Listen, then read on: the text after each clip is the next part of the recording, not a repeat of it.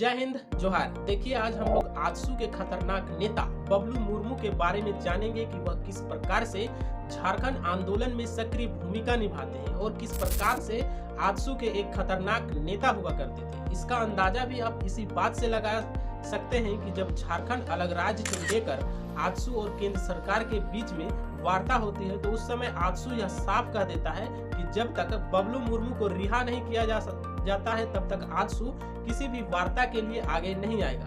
यह कहानी शुरू होती है 22 जून 1986 को, जब आजसू का गठन होता है जमशेदपुर में निर्मल महतो के नेतृत्व में जेएमएम के छात्र संगठन के रूप में। उनका मूल मकसद था कि जो काम जेएमएम नहीं कर पाती थी वह काम अब आजसू के माध्यम से कराया जाए, जैसे कि बंद, हड़ताल, रैली और विभिन्न घटनाओं को अंजाम देना, वह अब आजसू के माध्यम से कराया जाएगा। और आजसू जो है वह असम स्टूडेंट यूनियन यानी आजसू के तर्ज पर बनाया गया है, उनसे सीख लेते हुए बनाया गया है। और यही कारण है कि 23 जुलाई 1986 को 3 युवा नेता को असम भेजा जाता है। उसमें से एक बबलू मुर्मू भी रहते हैं जो असम जाते हैं और वहाँ असम स्टूडेंट यूनियन के नेताओं से मिलते हैं, जैसे कि प्रफुल्ल महंत और सारे नेता होते हैं, उनसे मिलते हैं और जानते हैं कि किस प्रकार से असम स्टूडेंट यूनियन ने अपने आंदोलन को सफल बनाया था। तो उससे सीख लेते हुए वह वापस झारखंड में आते हैं और अपनी एक नई रणनीति बनाते हैं अलग झारखंड राज्य को लेकर,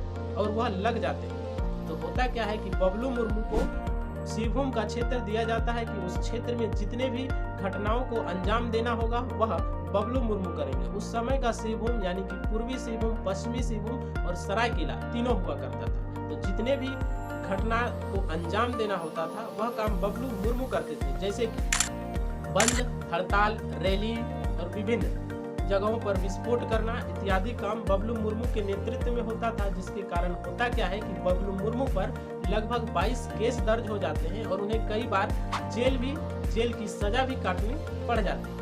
और इससे होता क्या है कि पुलिस भी काफी ज्यादा उनसे परेशान रह जाती थी और लगभग जितने भी और अनेक सारी घटनाएं होती थी तो उन्हें यह लगता था कि इनमें कहीं ना कहीं बबलू मुर्मू का ही हाथ होगा, जिसके कारण से सीसीए जैसी आपराधिक मामले भी उन पर लगाए गए। सीसीए होता क्या है कि यह एक अपराधियों पर लगाया जाने वाला कठोर कानून होता है। वैसे अपराधी जो पेशेवर अपराधी हो, जो मानवता का ख्याल न रखता हो, उन पर सीसीए लगाया जाता है। तो वैसे कानूनन सजा उन पर भी लगाया गया था। तो होता क्या है कि इसी बीच 1990 में वह सुप्रीति मुर्मू से शादी भी करते हैं और उनसे 2 बच्चे भी होते हैं। सुप्रीति मुर्मू झारग्राम कॉलेज की एक छात्रा थी जो झारखंड आंदोलन में भाग लेती थी। और उसी बीच 87 से 90 के दशक में बबलू मुर्मू जो है झारखंड और बंगाल के दौरे में थे और उनसे मुलाकात होती है और कुछ ही दिनों में यह शादी में तब्दील हो जाती है।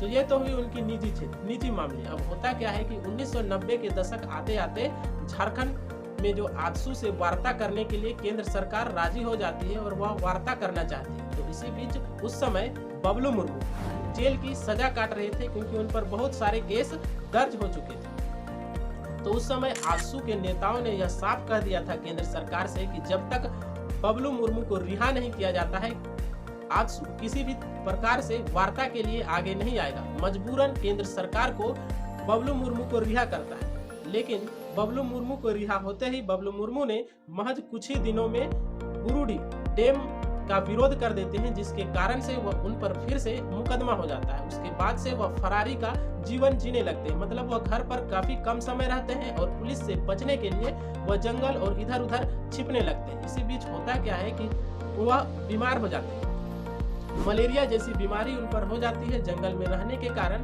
तो वह लंबे समय तक इस बीमारी से ग्रसित होते हैं क्योंकि वह इलाज नहीं करा पाते हैं, उनकी आर्थिक स्थिति भी कमजोर हो जाती है। साथ ही साथ पुलिस उन्हें ढूंढ रही थी तो वह बाहर शहर जाकर इलाज भी नहीं करा सकते थे बढ़िया डॉक्टर से। तो यही वजह है कि लंबे समय तक मलेरिया बीमारी होने की वजह से उनकी मृत्यु हो जाती है 11 मार्च 2000 ईस्वी। लगभग झारखंड बनने से 8 महीने पूर्व जिन्होंने झारखंड अलग राज्य के लिए अपना कीमती समय निछावर कर दिया, वह झारखंड बनते नहीं देख पाए। और जिन मकसद से झारखंड को अलग बनाया गया वह मकसद भी आज पूरा नहीं हो पाया। झारखंड को बनाने वाले की भी दिन दशा आज सुधरी नहीं और झारखंड जिस मकसद से बना वह भी आज पूरा नहीं हुआ। तो हम लोगों का यह कर्तव्य है कि जिन्होंने अपना बहुकीमती समय देकर झारखंड को अलग राज्य किया, जिस मकसद से किया उस मकसद को पूरा करें। तो आज के लिए इतना ही। जय हिंद, जय झारखंड।